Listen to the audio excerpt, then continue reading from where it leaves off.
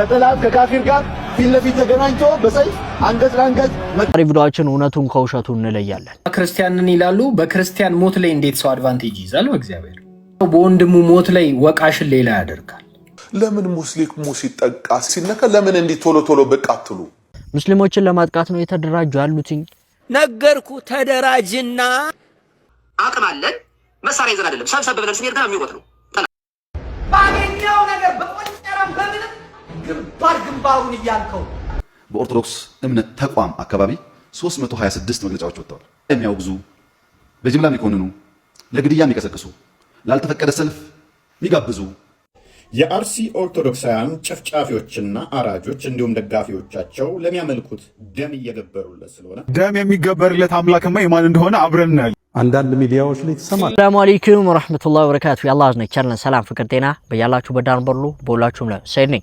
ዛሬም እንደተለመደው አነጋጋሪ አስተማሪ እጅግ በጣም ምርጥና አዳዲስ መረጃዎችን እየቀርብ ያለው እነዛን ቪዲዮዎችን እንመለከታለን። ለዚህ ዩቲዩብ ቻናል አዲስ ሆናችሁ ግን ሰብስክራይብ ያደርጋችሁ ቤተሰቡን ነባሮችና ቻናል ቆሞች ሁላችንም ቪዲዮን በላይክ እንጀምራለን። ለእስላሞች ላይክ መስጠት የለም። ቀጥታ ወደ ዛሬ ለቢስቱም ኢላ ቀሊላን ለው አንኩም ኩንቱም ተዕለሙን የዛሬ ቪዲዮአችን ተጀመረ። በዛሬ ቪዲዮአችን እውነቱን ከውሸቱ እንለያለን። አሳፋሪ የሆኑ የውሸት መረጃዎች በሙስሊም ማህበረሰብ ላይ እየተሰራጨ ይገኛል። ሙስሊም ማህበረሰብ ለማጥቃትም ብዙ ጥረት እየተደረገ ይገኛል። ያን እናጋልጣለን። መጀመሪያ ቪዲዮአችንን እንመለከታለን። ላምበሳ ብዙ የማታውቋቸውን አስገራሚ ነጥቦች ይዤላችሁ መጥቻለሁ። አሰላሙ አለይኩም ውዶቼ እንዴት ናችሁ? ዛሬ ስለ አንበሶች እናወራለን። አንበሳ የጫካ ንጉስ ቢባልም ግን በሳር ምድር ሳቫናና በሜዳማ ቦታዎች እንጂ በጫካ ጃንግል ውስጥ አይደለም። በአንበሳ መንጋ ውስጥ 80 እስከ 90% የሚሆነው አደን የሚያከናውኑት ሴቶች አንበሶች ናቸው። አንዱ አንበሳ ግን መንጋውን ከሌሎች ጠላቶች የመጠበቅ ኃላፊነት አለበት። ነገር ግን አደን ከተገኘ በኋላ መጀመሪያ የሚመገበው ወንዱ ነው። የአንድ ትልቅ ወንድ አንበሳ ግሳት እስከ 8 ኪሎ ሜትር ርቀት ድረስ በግልጽ ይሰማል። ይህንንም የሚያደርገው ግዛቱን ለማስከበርና ሌሎችን ማስጠንቀቂያ ለመስጠት ነው። አንበሶች በቀን ውስጥ እስከ 20 ሰዓታት ድረስ ተኝተው ወይም አርፎ ያሳልፋሉ። አደን የሚያድኑት አብዛኛውን ጊዜ ማታ ወይም ማለዳ ላይ ነው። አንበሶች ማታ ከሰው ልጅ በ6 እጥፍ ሁኔታ የማየት ችሎታ አላቸው። ከአይናቸው ስር የሚገኘው ነጭ ምልክት ብርሃን ወደ አይናቸው እንዲገባ ስለሚረዳቸው በጨለማ ውስጥ እንደ ቀን በግልጽ ያያሉ። ለዚህ ነው አብዛኛውን ጊዜ ማታ የሚያድኑት። አንበሳ ከሌሎች የድመቶች እንደ ነብር ወይም አቦሸማኔ የሚለየው በቡድን መኖሩ ነው። በአንድ መንጋ ውስጥ እስከ 40 የሚደርሱ አንበሶች ሊኖሩ ይችላሉ። ይህ ማህበራዊ ህይወታቸው ልጆቻቸውን በጋራ ለማሳደግና ትልልቅ እንስሳት እንደ ጎሽና ቀጭኔ በጋራ ለማደን ይረዳቸዋል። አንድ አንበሳ ወደ ላይ ወይም ወደ ጎን እስከ 11 ሜትር ርቀት ድረስ መዝለል ይችላል። ይህም ማለት አንድን ረጅም አውቶቡስ ዘሎ እንደማለፍ ማለት ነው። የወንድ አንበሳ ጎፈሬ ቁንጅና ብቻ አይደለም፣ እድሜውንና ጤንነቱንም ይገልጻል። ጎፈሬው ይብለጥ በጠቆረ ቁጥር አንበሳው በእድሜ የበሰለና በጣም ጠንካራ መሆኑን ያሳያል። ሴት አንበሶች ጥቁር ጎፈሬ ያላቸውን ወንዶች ይብለጥ ይመርጣሉ። የአንበሳ ጥፍር እስከ 10 ሴንቲሜትር የሰው ጣት ያህል ሊረዝም ይችላል። የሚገርመው ደግሞ ልክ እንደ ድመት ጥፍራቸውን በፈለጉት ጊዜ ማውጣትና ማስገባት ይችላሉ። ይህም ሲራመዱ ጥፍራቸውን እንዳይደክም ወይም ድምጽ እንዳያሰማ ይረዳቸዋል። ያቀረብኩላችሁን ነገር ከወደዳችሁት ላይክ፣ ሼር፣ ኮፒ ሊንክ ማድረጋችሁን ቀጥሉ። ወዳችኋል። እንግዲህ ያው የዛሬ ቪዲዮአችን በተፈኩር ጀምረናል። ምክንያቱም ያው ወደ አርሲ ጉዳይ ነው በጣም ትኩረት አድርገን ዛሬ የምንመለከተው። በመጀመሪያ እንግዲህ ያው የተመለከታችሁት የእንስሳ ታሪክ ሁሌም ይቀጥላል። ወደ አርሲ ጉዳይ እንመጣለን። ወደ አርሲ ጉዳይ ስንመጣ ብዙዎች ስለ አርሲ ጉዳይ ተናግረው ስለ አክሱም ግን እየተናገሩ አይደለም። ለምን ሙስሊሙ ሲጠቃ ሲነካ ለምን እንዲ ቶሎ ቶሎ በቃ አትሉ? አንዶች እንደውም አርሲ ላይ ምን ተፈጠረ ምን ተደረገ እያሉ ያስተባበሉ ነበር። እንግዲህ ያው ብዙ ሙስሊም መሳይ የሆኑ ሰዎችም ስለ አርሲ ጉዳይ ተናግረው ስለ አክሱም ግን እስከዛሬ ድረስ ያልተናገሩ ሰዎች አሉ። ምስራቅ አርሲ ብዙ ኦርቶዶክሳውያን ወገኖቻችን እያለቁ ነው። ሁለት የዝጅንም ሙስሊም እህቶች ወንድሞች ፎሎወር ያደረጋችሁ እየገባችሁ ፎሎወራችሁን አንሱ ማለት ነው። ሙስሊም ሆና የራሷ ወገኖች ሲሰቃዩ መስጊድ አሰግዱም፣ መስጊድ አሰሩም፣ ኒቃማችሁን ካያወለቃችሁ ትምህርት ቤት አትማሩም፣ ሙስሊም አሸባሪ ነው ተብለው ሙስሊም እየተሰቃየ እየተበደለ እየታሰሩ ብትሞቱ መቅበሪያ ቦታ የላችሁም ተብሎ ሀታ እንኳን ኢድን እንኳን አልሰገዱም እንደ ሁለተኛ ዜጋ ተቆጥረው እየተሰቃዩ እህት ወንድሞች የነሱ በደል ምንም ሳይመስላት ላይቭ ላይ የገባች አበባዋን ስትለቃቅም የነበረች ሴትዮ አሁን በባሏ ወገን ካፊር ስለሆነ ፍትህ መጠየቅ ኦርቶዶክስ አያስብልም። ሙስሊም ሆነው አንቺ ሙስሊም ሆነሽ ለተሰቃዩት አንድም ወተሽ ፍትህ ታገኝ አልተገኘ ወተሽ ድምጽ ያልሆንሽው አሁን ለካፊሮች የሞቱት በብሔር የኛ ሙስሊሞች ደግሞ የተሰቃዩ የተደበደቡ እስር ቤት እየገቡ ያሉት በእምነታቸው ነው እየተጮቀኑ ያሉት እነሱ በደል ምንም ሳይመስልሽ አሁን ለካፊር ወተሽ ፍትህ ትጠይቂያለሽ። ማፈሪያ ነሽ ወላሂ ነ እየገባችሁ ፎሮራችሁን አንሱ። ከእንደዚህ አይነት መሀይብ ምንም ልትጠቀሙ አትችሉም። አስመሳይ ናት ሁለት በሊ። ስለ አርሲ ጉዳይ ሙስሊሙም ሙስሊም ያልሆነውም ኡስታዙም እንደዚሁም ደግሞ ጳጳሱም ሁሉም ተናግሯል። አርቲስቱም ተናግሯል። ስለ አክሱም ግን የተናገረው ሙስሊም ብቻ ነው ድምጽ እየሆነ የነበረው። ይህ ምንን ያሳያል? ኢፍትሃዊነትን ያሳያል። ከዛም አልፎ ተርፎ ደግሞ ይህንን የአርሲውን ጥቃት ያደረሱት ሙስሊሞች ናቸው የሚል መረጃ እየተሰራጨ ይገኛል። እሱን አስመልክቶ ብዙ ሙስሊም ያልሆኑ ሰዎች ሀቅ እንግዲህ ያወጡ እውነት እየመሰከሩ ይገኛሉ። ለእናንተ ህግ ማለት አንድ ሃይማኖት ለምን ሙስሊሙ ሲጠቃ ሲነካ ለምን እንዲህ ቶሎ ቶሎ በቃ አትሉ? እሺ አመጽ የሚቀሰቅሱትንስ ሆበል ዝመት በዚህ ቤተ እምነት ላይ ያሉ አመጽ የቀሰቀሱትንስ እነሱ ሰዓት ላይ ለምን አትመጡ? እኛ ክርስቲያንን ይላሉ። በክርስቲያን ሞት ላይ እንዴት ሰው አድቫንቴጅ ይዛል? በእግዚአብሔር እንዴት ሰው በወንድሙ ሞት ላይ ወቃሽን ሌላ ያደርጋል? ባሌለበት እንዴት ስምህ ይጠፋል?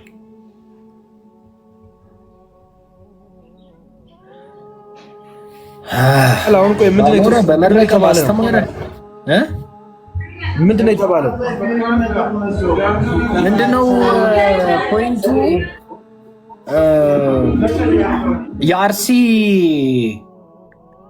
የአርሲ ሙስሊም ማህበረሰብ ነው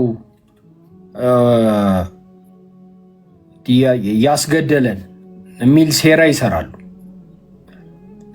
ለፖለቲካቸው እንዲመቻቸው። በተለያየ አካባቢ ያሉ ሙስሊሞች አታክ እንዲደረጉ ሲፈለግ እንደዚህ አይነት ሴራ ይሰራል። የገደለው ሌላ የሚወቀሰው ሌላ። አያችሁና እንደተመለከታችሁት ነው። በጣም ብዙ ሙስሊም ያልሆኑ ሰዎች እውነት ጎን ቆመዋል። ሙስሊሞች ይህንን እንዳላደረጉ እንግዲህ እነዛ ካፊሮች ይህንን የሚናገሩ ሰዎች ነጋዴ እንደሆኑ እንደዚሁም ፖለቲከኛ እንደሆኑ ሙስሊሞች ይህንን እንዳላደረጉ በማስረጃ እየተናገሩ ይገኛሉ። ይህ ነገር ደስ የሚል ነገር ነው። ነገር ግን ብዙዎች አሁን ላይ እንደራጅ እያሉ ይገኛሉ። እንደራጅና እናጥቃ። ማንን ነው የሚያጠቁት? አቅም አለን መሳሪያ ይዘን አይደለም ሰብሰብ ብለን ስንሄድ ገና የሚወጥ ነው ጠላት። ገና እኮ ስንወጣ ሻሻችንን ጠምጥመን መስቀላችንን ጨብጠን ምዕመናንን አስከትለን ስንወጣ ገና ገደል የሚገባ ነው። በቃ ተደራጅተን ከሄድን እኮ ምንም ተኩስ የማይኖር እውነት ለመናገር መደራጀት፣ ጠንካራ አቋም ይዞ መቆም። ያን ጊዜ ማንም ልክች አይናችሁን አይነካ ማንም ጸጉራችሁን የሚነካ አይኖርም። እና ይሄ ካልሆነ ግን ጥሩ አይመጣም።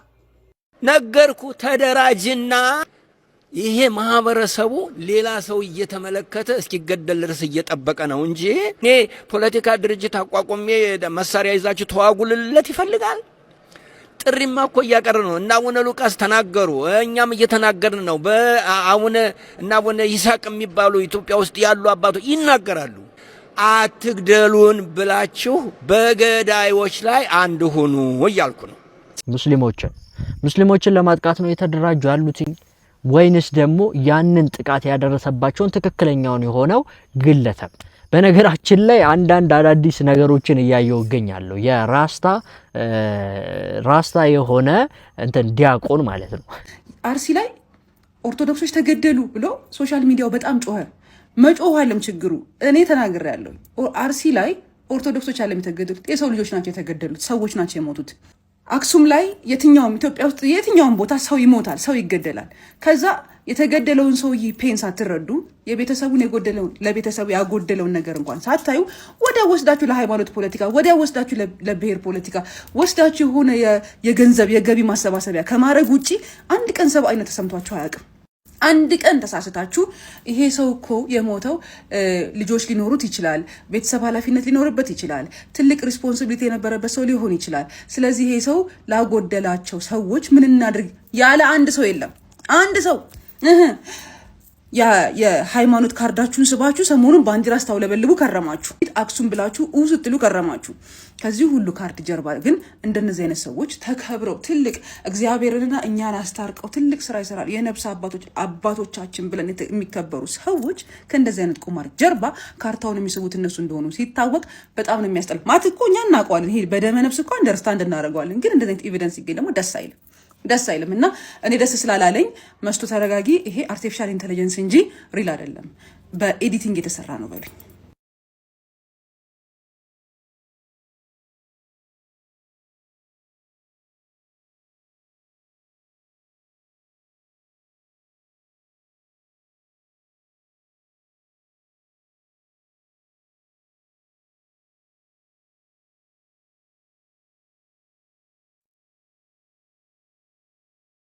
ደግሞ አእምሯችን ቢከፈት ውስጡ ያለው ሁለት ነገር ነው፣ የዘር ፖለቲካና የሃይማኖት ፖለቲካ። በቃ አለቀ፣ ሌላ ነገር የለም። ፈጠራ ዜሮ፣ እውቀት ዜሮ፣ ሽምግልና የለም፣ ጠፍቷል። ሉዲያቸውን ይቀባሉ፣ ፍሪኮቹም ይፈርካሉ፣ እነኝም ከጀርባ ብዙ ስራ ይሰራሉ። ሀገሪቷ ይኸው። ከዛ ደግሞ ምንድነው የሚባለው ነገርየውን ሎድ ለማድረግ መንግስት መፍትሄ አልሰጠም። እናንተ የጫራችሁትን ክርቢት ማን ነው የሚያጠፋው? ብዙዎች በጣም እየገረማቸው ይገኛል ይህንን ነገር ሲመለከቱ። ኦርቶዶክሳውያን ራሳቸው ይህንን ጥቃት እንዳደረሱት የሚያሳዩ ማስረጃዎችም እየወጡባቸው ይገኛሉ። ነገር ግን ሙስሊሞች ገዳይ እንደሆኑ፣ ሙስሊሞች ጨፍጫፊ እንደሆኑ ለመግለጽ በተደጋጋሚ ፕሮፓጋንዳቸውን እያሰራጩና እየሞከሩ ያሉበት ሁኔታ አለ። ያንንም አስመልክቶ እንግዲህ የኡስታዞችን የተለያዩ ቪዲዮ እየተጠቀሙ ይገኛሉ። እነዛ ቪዲዮዎች ግን ውሸት እንደሆኑ በማስረጃ እናያለን። ከጠላት ከካፊር ጋር ፊት ለፊት ተገናኝቶ በሰይፍ አንገት ለአንገት መቀላላት ነው፣ መተራረድ። ወለም ዘለም የለም፣ ቁሙ ታዛዦች ሆናችሁ። ኦርቶዶክሳውያን በአጠቃላይ አልቀው ሌሎችን ለማስገባት ከተፈለገ መሞከር ነው። ከጠላት ከካፊር ጋር ፊት ለፊት ተገናኝቶ በሰይፍ አንገት ለአንገት መቀላላት ነው፣ መተራረድ። ወለም ዘለም የለም፣ ቁሙ ታዛዦች ሆናችሁ። ሰላት ቀልድ አይደለም። ሰላት እንደ ተራ የምናየው የኢባዳ ዘርፍ አይደለም። ሰላት አላህ ስብሓንሁ ወተዓላ ሰሓቦቹን ሪድዋኑላሂ ዐለይሂም አጅማዒን ጅሃድ ላይ ሱብሓነላህ ጅሃድ ላይ ሆነው የዛን ጊዜ ጅሃድ እንደምታውቁት ከጠላት ከካፊር ጋር ፊት ለፊት ተገናኝቶ በሰይፍ አንገት ለአንገት መቀላላት ነው፣ መተራረድ። በዛ ሁኔታ ላይ ሆነው አላህ ምን አላቸው? ሓፊዙ ዐለ ሰላቲ ወሰላቲ ልውስጣ ወቁሙ ሊላሂ ቃኒቲን ፈኢን ኺፍቱም ፈሪጃለን አው ሩክባና። ሓፊዙ ጅሃድ ላይ ስለሆናችሁ ከሰላት ዑዝር የለም አለ አላህ። ተጠባበቁ። ጅሃድ ላይ ሆናችሁ ሶላትን ተጠባበቁ። ወለም ዘለም የለም፣ ቁሙ ታዛዦች ሆናችሁ። ፈኢን ኺፍቱም ከፈራችሁ፣ ጠላት ፊት ለፊት ያለው ጠላት ስንሰግድ መጥቶ ይወረናል፣ በሰይፍ ይጨርሰናል የሚል ህሳቤ ከተፈጠረስ ሰላተል ኸውፍ የሚባል ያሰጋገድ ዘዬ አለ። ከነዛ መካከል አንዱ ፈሪጃለን አው ሩክባና፣ በእግራችሁ እየተሯሯጣችሁም ቢሆን አለ አላህ። በእግራችሁ እየተሯሯጣችሁም እዛ ጂሃዱ ማረካው ላይ ሐረካ እያደረጋችሁ ለርኩዕ ለስጁድ እያጣቀሳችሁ ቦታ እየለያችሁለት ስገዱ አለ አላህ። አንገታቸውን ቅሉ ነው ያለው አላህ ሱብሓነሁ ወተዓላ። ምንም መራራት የለም፣ ግደሏቸው። የቀደመ ነው የሚኖረው። ክርስቲያኖችን ወይም ደግሞ ሙስሊም ያልሆኑትን ካፊር የሚሉትን እንዴት መግደል እንዴት ማረድ እንዳለባቸው ሲናገሩ በጦር ሜዳ ላይ የተገናኛችሁ ጊዜ ፈደር አርቃብ አንገታቸውን ቅሉ ነው ያለው አላህ ሱብሓነሁ ወተዓላ። ምንም መራራት የለም፣ ግደሏቸው። ጦር ሜዳ ልከክልህ ቦታ አይደለም። ወይ ትገለዋለህ ወይ ይገለሃል ነው። የቀደመ ነው የሚኖረው። እነዚህን አያቶች እየወሰዱ ካፊሮቹ ሹብሃ ይሄው እስልምና የጦርነት እንትን ነው ወይም ገዳይ ነው፣ ግደሉ ይላል፣ አንገታቸውን በሉ ይላል እያሉ ይሰብካሉ። ታዲያ ጦር ሜዳ ላይ ምን ያርግ?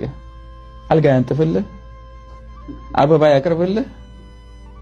የጦር ሜዳ ላይ ማን ምን ሲያደርግ ነው ያያችሁት? ምንም የማይመስል ነገር። አክራሪ ኦርቶዶክሶች እንግዲህ ሰሞኑን አርሲ ላይ የተፈጠረውን እንደ ምክንያት በማንሳት የራሳቸውን ፖለቲካ ለመስራት እየታገሉ ነው ኢትዮጵያ ላይ። እስኪ እንስማና መልስ ሰጣለን። ይሄን ቪዲዮ ሁላችሁም ሼር ፖስት አድርጉ። እንዴት እንደራጅ ብላችሁ የምትጠይቁ ክርስቲያኖች እስቲ ይህን ቪዲዮ ሰምተን እንመለስ። ክርስቲያን ሆንክ ሰው አእምሮ እንደዛ አስተካክል። ቤተ ክህነት ክደዋል። መጅሊስና አብይ ዘምተውብሃል። እንግዲህ መጅሊስና አብይ ዘምተዋል ምናምን በማለት እንደዚህ ነገር የሚያነሳቱት የምር ለአርሲ ተጨንቀው ነው አይደለም። ዋና ዓላማቸው ሲኖዶስ ተኝቷል ምናምን ብለው የሚናገሩት ምክንያት ከራሳቸው አንደበት ላሰማ ሙስሊሞችን ለመርገጥ ስለፈለጉን ያ ተጽዕኗቸው ስለጠፋ ነው። በተቻለው አቅም የሚፈጥሩትን ጫና እንዲያቆሙና አክሱም ላይ መስጊድ ይሰራ የሚለውን ሐሳብ እንዲያነሱ ሲኖዶስ መግለጫ እንዲያወጣ ጥያቄ አቀርባለሁ። እንግዲህ ከዲያቆኑ ከራሱ አንደበት እንደሰማችሁት ምንድነው እንግዲህ ሙስሊሞች አክሱም ላይ መስጊድ ይሰራ የሚለውን ነገር ተጽዕኗቸውን እንዲቀንሱ እንግዲህ ሲኖዶስ መግለጫ እንዲሰጥ ያቀ ሲኖዶስ ተኝቷል ብለው የሚናገሩት አንዱ በዚህ ነው። ባይዘው የሙስሊሞች ላይ ረገጣው ላይ ጸጥ ብሏል አይነት ነገር ነው።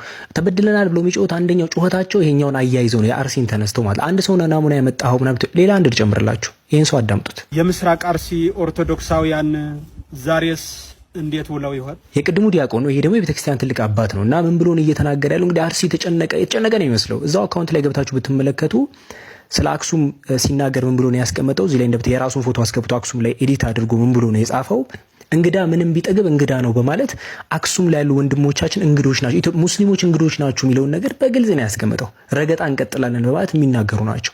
እነዚህ አካላት ናቸው እንግዲህ የአርሲውን ሰበብ አድርገው ጩኸት ለማራገብ ተበደልን ለማራገብ ድምጽ የመስረቅ ስራ ነው እየሰሩ ያሉት። ስለዚህ እኛ የሙስሊሞች ድምጽ እንዴት መሆን ያለበት ሲባል ሁለቱንም ነው መቃወም ያለብን። አክሱም ላይ ያሉ አካላትን ረግጠው በፊት ለፊት ወጥተው ለመርገጥ የሚቃወም እነሱንም መቃወም አለብህ። አርሲ ላይ ያሉ ንጹሃን ደም የሚያፈሱት እነሱን መቃወም ያለብህ። አትሊስት አርሲ ላይ ያሉት ገዳዮች ማለት ነው ተደብቀው ነው። እነዚህ ፊት ለፊት ወጥተው ነው። ሁለቱም ጤነኝ ለኢትዮጵያ ጸረ ሰላም ናቸው፣ ጸረ ኢትዮጵያ ናቸው። ስለዚህ አጠገብ ካለው ሙስሊም የሙስሊም ሚዲያዎች ዘላችሁ አጠገባችሁ ፍትህ ፍትህ ከሚለው ጋር ተደባልቃ አትግባ። አክሱም ላይ ሄዶ ረግጦ ነው አርሲ ላይ ተረገጡ ሁሉ የሚያለቅሰው። አንተ ዘለ ትቀላቀላለህ። ሁለቱም ጋር ያሉት ጤነኛ አይደሉም። አርሲ ላይ ያሉ ገዳዮችም መውጣት አለባቸው። መንግስት እንትን ሊያስተካክል ይገባል። አክሱም ላይ ያሉ ረጋጮችም ማለት ነው። ስለዚህ ኦርቶዶክሳውያን ደግሞ ጽንፈኞች ይሄን አስጮኻችሁ የአክሱምን ድምጽ አጠፋለሁ አይታሰብም። አንተ ራስህ ረጋጭ እንደሆንክ እናውቃለን። ሁለቱም ፍትህ ያስፈልጋል። እናንተ ረጋጭ ሆናችሁ ስለ ፍትህ አታስተምሩ። ለማንኛውም ቴሌግራም ቻናል ጆይን በሉ። እዚህ ባዮ ላይ ሊንክ አለ፣ ወይም ደግሞ እዚህ ጋር ባለው ጽሁፍ ሰርች አድርጋችሁ መቀላቀል ትችላላችሁ። ኡስታዞቻችን የሚናገሩት ንግግር እየተቆረጡ ሐሳባቸው ስህተት የሆኑ ሐሳቦች እንግዲህ ለነሱ ለመልእክታቸው ገዳይ ሙስሊምን ለማለት ጨፍጫፊ ሙስሊምን ለማለት የሚጠቀሙባቸው ቪዲዮዎች እንደሆኑ ማሳያ ነው። እንግዲህ ሙሉ ቪዲዮውን ስትመለከቱ ኡስታዞች እያወሩ ያሉት ስለ ሰላም፣ ኡስታዞች እያወሩ ያሉት ስለ ፍቅር፣ ኡስታዞች እያወሩ ያሉት ስለ ሰው ልጅ መፍት ሰላም እንዲሁ ደህንነት ነው። ኢስላም ሰላም ነው። ኡስታዞቻችንም ይነግሩናል፣ ቁርአን ላይም ተነግሮናል። የሰው መጎዳት የሰው መሞት እንዲሁም ጭካኔ የሚያሳዝናችሁ ሰዎች በሙሉ ይሄን ቪዲዮ በደንብ ኮፒ ሊንክና ሼር በማድረግ ለሁሉም ማህበረሰብ አድርሱልኝ።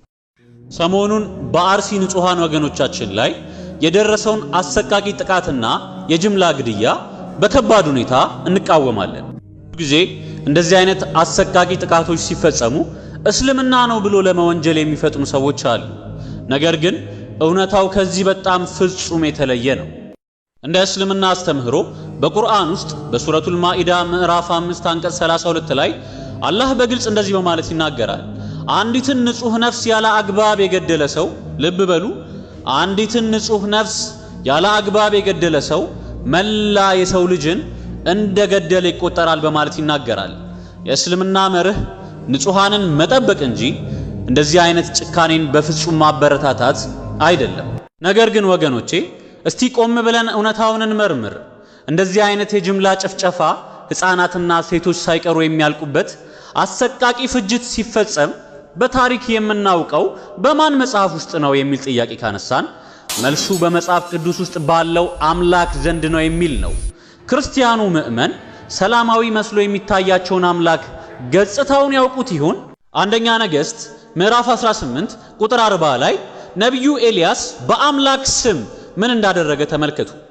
450 የሚሆኑ የበዓል ነቢያትን በቁጥጥር ስር አውሎ ወደ ኪሶን ወንዝ በመውሰድ በገዛ እጁ አርዷቸዋል። ምንም አይነት ምህረት የሌለው ሃይማኖታዊ ልዩነትን መሰረት ያደረገ ይፋዊ እልቂት። እንግዲህ ክርስቲያን ወገኖቻችን በአክሱም ሙስሊሞች ላይ የሚደርሰውን በደልና ጭቆና እንዲሁም በአርሲ ላይ የደረሰውን ጭፍጨፋ እንቃወማለን።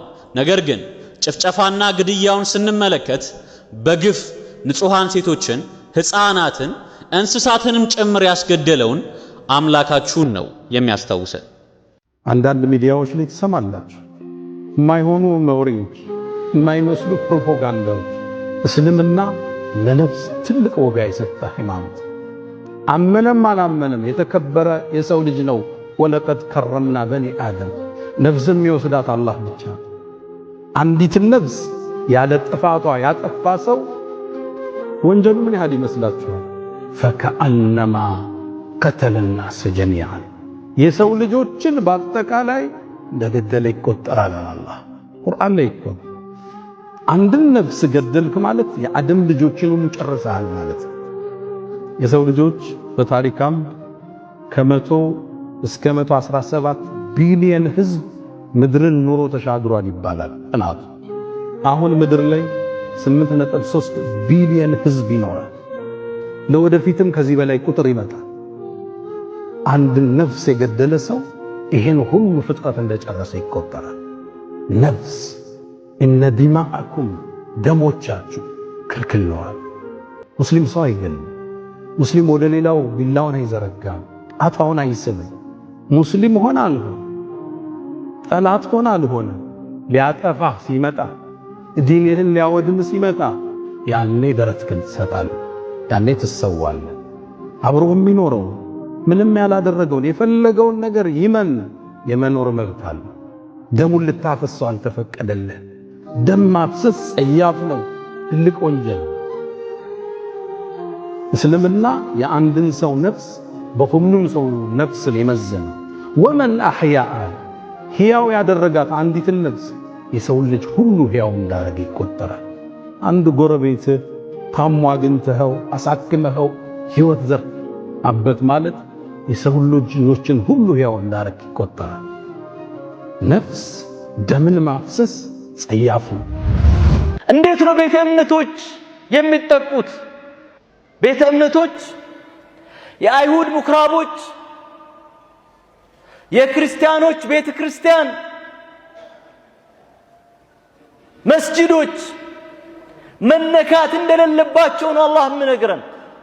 የተለያዩ ቤተ እምነቶች የየራሳቸው ስያሜ ያላቸው ማምለኪያ ስፍራ አላቸው።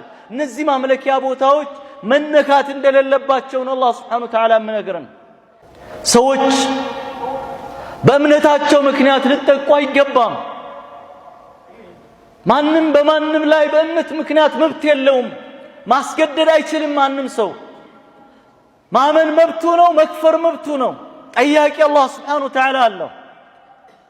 አንተ ግን ምንድነው? ወማ عليك إلا البلاغ። ይሄ ነው እስልምና መሪ ላ ኢክራሃ ፊዲን። የሚሞተው ሙስሊም ይሁን የሚሞተው ክርስቲያን ይሁን ዘሩ ያ ይሁን ይሁን አይደለም፣ መጠየቅ ያለበት ሰው መሆኑ ብቻ በቂ ነው። በእስልምና እኮ ሰው አይደለም እንስሳት እንኳን ያለ አግባብ መገደል እንደሌለባቸው የሚደነግግ ዲን ነው ዲናችን። እንዴት ነው ቤተ እምነቶች የሚጠቁት? الله بالقرآن كو ولولا دفع الله الناس بعضهم ببعض لهدمت صوامع وبيع وصلوات ومساجد يذكر فيها اسم الله كثيرا إلى بيت أمنتوج يا أيهود مكرابوج يا كريستيانوج بيت كريستيان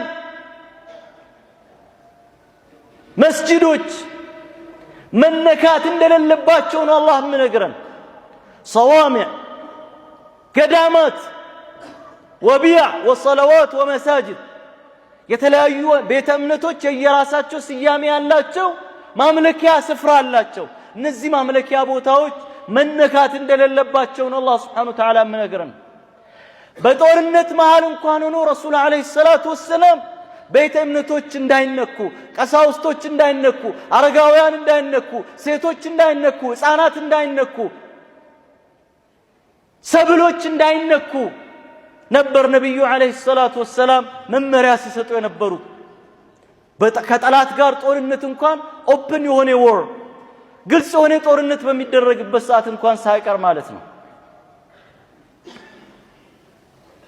አዩሃ አልአሕባ እነዚህ ጭካኔ የተሞላበት ሰዎች ይሄ ሰውን መግደል የሰው ህይወትን የሚያወጡ ሰዎች ከሰውነት ሲወጡ ሰይጣናዊ ባህሪን በተላበሱበት ሰዓት ነው ይሄን እንጆይ የሚያደርጉት እንጂ ሰዋዊ ስሜት ርህራሄ ውስጣቸው ቢኖር ሰው ነገር እንኳን ሰው አይደለም እንስሳትን ለመግደል እንኳን አይጨክኑም። ለስጋ ምናርዳት በግ እኮ ታሳዝነናለች አይናችንን ስታይና አይደል እንዴ? እንዴት ይሄ ክቡር የሆነን የሰው ልጅን አላህ Subhanahu Wa Ta'ala አክብሮት ሽሮት በእጁ የፈጠረን ፍጡርን መግደል አይደፍርም። ጭካኔ የተሞላበት አረመኔያዊነት የተጠናወተው ካልሆነ በስተቀር ማለት ነው። ከየት ነው ወጣው? እነዚህ ሰዎች ከኛው ከራሳችን የኛው ምሳሎች ናቸው። ከሌላ ሀገር ከሌላ ፕላኔት አይደለም የመጡት። እየተላመድ ነው እየሄድን ነው ያለ ነው። ሰው ልጅ መግደል ማለት በእስልምና የሰው ልጆችን በሙሉ እንደመግደል ነው የሚቆጠረው። አንድን የሰው ልጅ ማትረፍ ደግሞ የሰው ልጆችን በሙሉ እንደማትረፍ ነው የሚቆጠረው። ከዚህ በላይ የትኛውም እምነት ላይ የዚህን ያህል ያማረ የሰው ልጆችን ሰላም ማረጋገጥ የሰው ልጅን ንጹሃንን ማትረፍ እንግዲህ የምታገኙበት መጽሐፍ ቅዱስም ሆነ መጽሐፍም መመሪያም የለም። አልহামዱሊላህ አላህ ሙስሊም አድርጎ ፈጥሮናል። የሰው ልጅ ደም የለብንም። አላህ Subhanahu Wa Ta'ala ፍትሃዊ እንድንሆን ነግሮናል። አሁንም ከአርሲ ኦርቶዶክሳውያን አርሲ ኦርቶዶክሳውያን ጎን እንቆማለን። ምን ቆምበት ምክንያት ለምንድን ነው? ንጹሃን ስለሆኑ አማኞች ስለሆኑ። እናንተስ ስለ አክሱም ተናግራችሁ አታውቁም። ሁሉም አርቲስት፣ ሁሉም ቄስ፣ ሁሉም ስለ አርሲ ተናግሯል። ስለ አክሱም ግን እየተናገረ አይደለም። እንደውም አክሱም ላይ የተፈጠረውን ጉዳይ አስመልክቶ ምን ተደረገ? አክሱም ላይ ምንም አይነት ጉዳት እኮ እነሱ ላይ አልደረሰባቸውም። እሰይ ሆነ እንኳን ተደረገ የሚሉ ሰዎችም እያየን ነው ያለነው። እና ይህ ደግሞ ሰላምን ፍትህን አያመጣም። ሰላም ፍትህ የሚመጣው በእኩልነት ፍትሃዊ ሐቀኛ ስንሆን ብቻና ብቻ ነው። የሙስሊም ትግሬ አለ እንዴ? እስቲ የሚነግረኝ አለ? የሙስሊም ትግሬ አለ? የሙስሊም አማራ አለ? የሙስሊም ኦሮሞ አለ? የሙስሊም ስልጤ አለ? ሙስሊም ከሆንክ ጀስት ሙስሊም ነህ፣ በቃ አለቀ። እስራኤልና ፍልስጤም ሲዋጉ ፍልስጤም ምናልባት ሙስሊም ሊሆን ይችላል ብሎ አቀውም እኮ እስልምናቸውም እኮ አንድ አይደለም ሲጀምር አስተምሮቷቸው ምኑም አንድ አይደለም። ግን እዛ ሄዶ ግን ሙስሊም ተነካ ብሎ ሲሉ አላያችሁ? የፍልስጤም ባንዲራ ይዘው ኢትዮጵያ ላይ አልወጡም?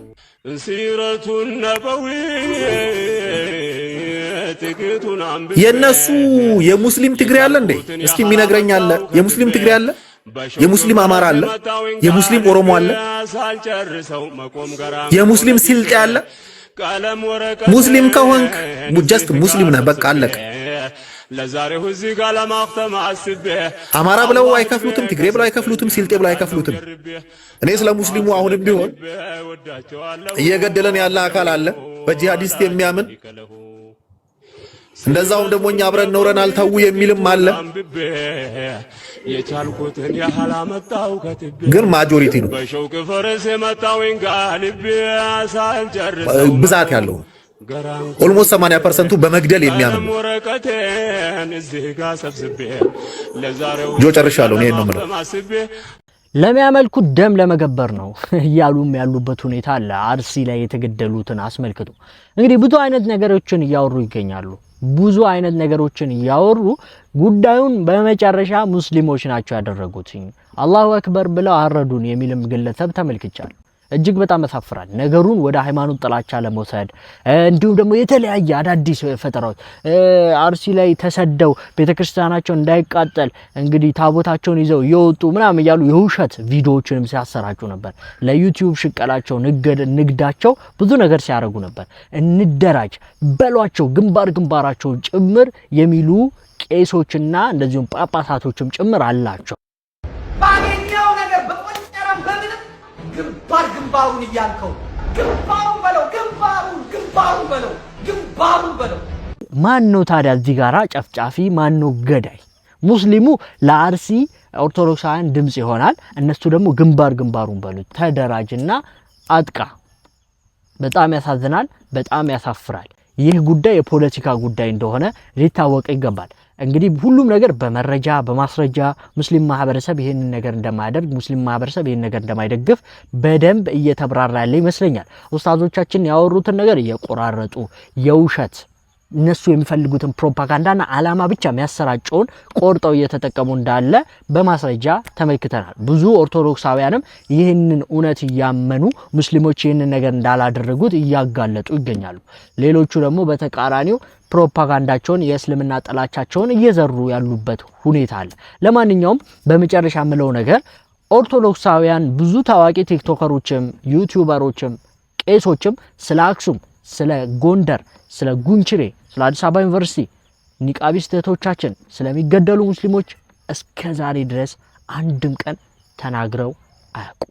ያ ነገር ሊታወቅ ይገባል። ሙስሊምስ ሁሉ ነገር ላይ ፍትሃዊ ነው። ንጹሃን ሲገደል ሁሌ ይጮሃል። ሀገር አይገድበውም፣ ድንበር አይገድበውም። በቃ ፍትሃዊ ሁን ተብሏል። ሙስሊም ማለት ከተበዳይ ጎን ነው የሚቆመው። ወንድሙ ዘመዱ በዳይ ቢሆን ራሱ ከተገዳይ ከጠላት ጎን ራሱ ቢሆን ተበዳይ ከሆነ ይቆማል።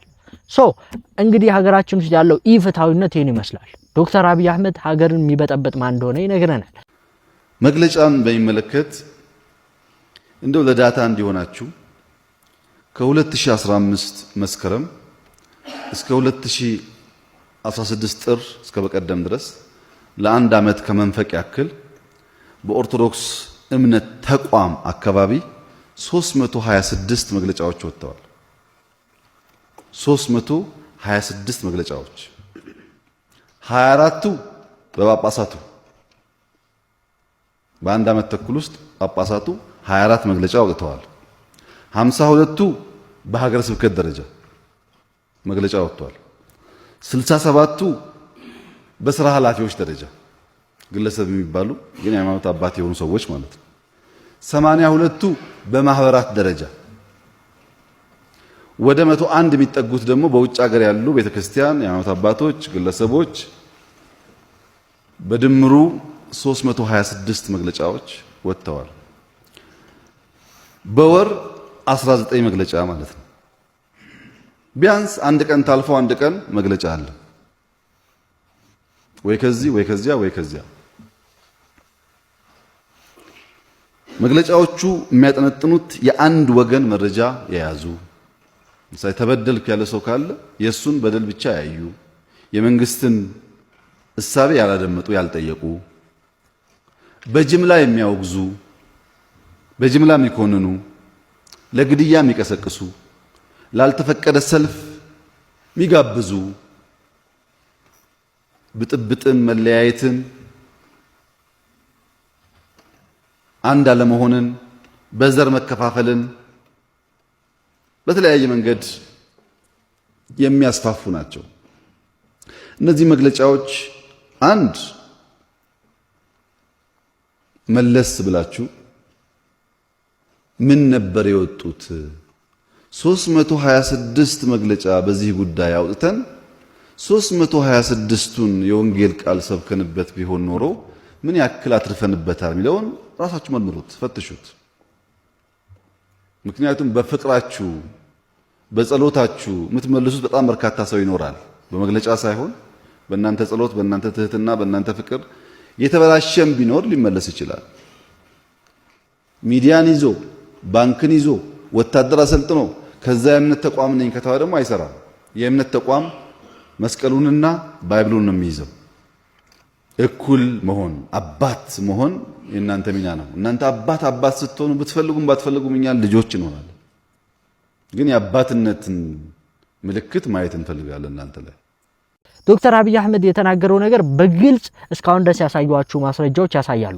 የሚፈልጉትን አጀንዳ ለማስፈጸም የኡስታዞችን የተለያዩ የሚፈልጉትን ፓርት ብቻ ተጠቅመው ሙስሊም ገዳይ አራጅ እንደሆነ ለመግለጽ ይሞክራሉ። ነገር ግን የተወራው ነገር ሌላ፣ እነሱ የሚያወሩት ሌላ።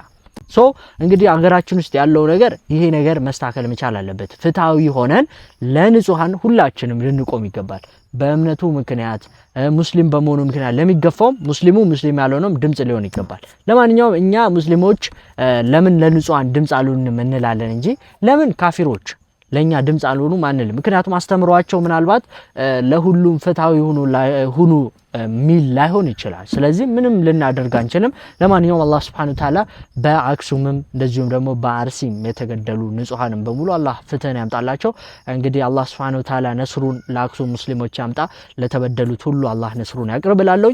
ወደ ውጪ መረጃዎች ወስዳችኋለሁ። በሙስሊሙ ከንቲባ ዞራን ኳሜ ማምዳኒ የምትመራው ኒውዮርክ ከተማ ባለፉት 5 ወራት በታሪኳ አይታ የማታውቀው አይነት ሰላምና መረጋጋት እንዳጋጠማት እየተነገረ ነው ያለው። ዞራን ኳሜ ማምዳኒን የምትመርጡ ከሆነ ይህንን ሙስሊም የምትመርጡ ከሆነ ኒውዮርክ አበቃላት፣ ሴፍቲ ምናምን ሰላም የሚባል ነገር የለም፣ የአሸባሪዎች መናኸሪያ ትሆናለች እየተባለ ፕሮፓጋንዳ ሲነዛበት የነበረው ዞራን ኳሜ ማምዳኒ እንግዲህ ባለፉት 5 ወራት ኒውዮርክ በታሪኳ አይታ የማታውቀው አይነት የወንጀል መቀነስና የሰላምና መረጋጋት እየታየባት እንደሆነ ሪፖርቶች ወጥተዋል። ከጀርባ እንደምታዩት እንግዲህ ሜጀር ክራይም ይሄ ሜጀር የሚባሉ ትልልቅ ክራይሞች ወር ወንጀሎች 10.6% ቀንሰዋል። በርግለሪ ይሄ ቤት ሰብሮ ምናምን መዝረፍና መስበር የሚባለው አት ሬከርድ ሎ በሬከርድ ታይቶ በማይታወቅ መልኩ ዝቅ ብሏል። ዝርፊያ ማለት ነው። ደግሞ ይሄ ሱፐርማርኬት ውስጥ ምናምን ነገር እቃ መዝረፍ የሚባሉት ነገራቶችም 25% ቀንሰዋል ባለፉት 5 ወራት። ከዛ በላይ ደግሞ እንግዲህ መርደር እና ሹቲንግ ይሄ ነፍስ ማጥፋትና እንዲሁም መተኳኮስ የሚባሉት ከባባድ የግድያ ወንጀሎችም አት ሬከርድ ሎ ነው ያሉት። አት ዘ ሎወስት ሌቭል ኢን ኒውዮርክ ሂስትሪ ነው ያሉት እና በኒውዮርክ ታሪክ በጣም አት ዘ ሎወስት ሌቭል በጣም በዝቅተኛ ሌቭል ላይ ነው ያለውና ዞራን ኳሜ ማምዳኒ እንግዲህ ባለፉት 5 ወራቶች ውስጥ በሰራው ስራ እንግዲህ ኒውዮርክን the safest city አድርጓታል። በታሪኩ አይታ በማታውቀው መልኩ እንግዲህ the safest city አድርጓታል። ይህም እሱን ከመረጣችሁ ኒውዮርክ ያበቃላታል ትወድማለች ተብሎ ሲነዛበት የነበረውን የኢስላሞፎቦችን ፕሮፓጋንዳ አፈር አብልቷል ማለት ነው ሪፖርቱ። የዓለማችን ቁጥር 1 ሀብታም የሆነው ኤሎን መስክ ኢትዮጵያ ደሃ ሀገር ናት የሚለው ልጥፉ ላይ እንግዲህ በርካታ ሰዎች አስተያየታቸውን እየሰጡ ይገኛሉ። ኤሎን መስክ የሄድና አስተያየት የሰጠው በቀጥታ በራሱ የማህበራዊ ትስስር ገጽ ሳይሆን ኢትዮጵያ ቀኝ ያልተገዛች ነገር ግን ደሃ ከሚባሉ ሀገሮች መካከል ናት። ቀኝ ያለመገዛት ሀገሮችን ሀብታም አያደርጋቸውም። ቢሆን ኖሮ ኢትዮጵያ ሀብታም ትሆን ነበረ፣ ሌሎች ቀኝ የተገዙ ሀገሮች ግን ደሃ እየሆኑ ነበረ የሚል አንድ ፖስት ተለጥፎ ነበረ። በዚህ ፖስት ላይ እንግዲህ ቬትናም በፈረንሳይ ቀኝ የተገዛች ሀገር ናት፣ ነገር ግን ሀብታም ሀገር ናት። ኢትዮጵያ ደግሞ በተቃራኒው ቀኝ ያልተገዛች ሀገር ነገር ግን ደሃ ሀገር ናት በማለት የፖስት ተለጥፎ ነበረ። እንደዚህ አይነት ኮንሰፕቶች ሊቀሩ ይገባል የሚለው የፖስት ላይ እንግዲህ አዎ በማለት የሰጠው ይምላሽ ነው በርካቶችን እያነጋገረ ይገኛል። ኤለን መስክ እንግዲህ ኢትዮጵያም ቀኝ ያልተገዛች ነገር ግን ደሃ ከሚባሉ ሀገሮች ናት በሚለው ሀሳብ ይስማማል ማለት ነው። እናንተስ በዚህ ጉዳይ ላይ ምን ሀሳብ አላችሁ? እስከ ሀሳባችሁን አጋሪን። በሌሎች መረጃዎች እስከመመለስ ድረስ ግን የፕላስ ምልክቷን መጫናችሁን አትርሱ። መልካም ቀን ይሁንላችሁ። የዛሬ ቪዲዮ ይሄን ይመስል ነበር። ሳይነበርኩም ቪዲዮ ላይክ፣ ቻናል ሰብስክራይብ አድርጉ። ቪዲዮ መተላሻ አንዳ ሼር አድርጉ። አላህ በጀነት ያገናኘን። ወሰላሙ አለይኩም ወራህመቱላሂ ወበረካቱ።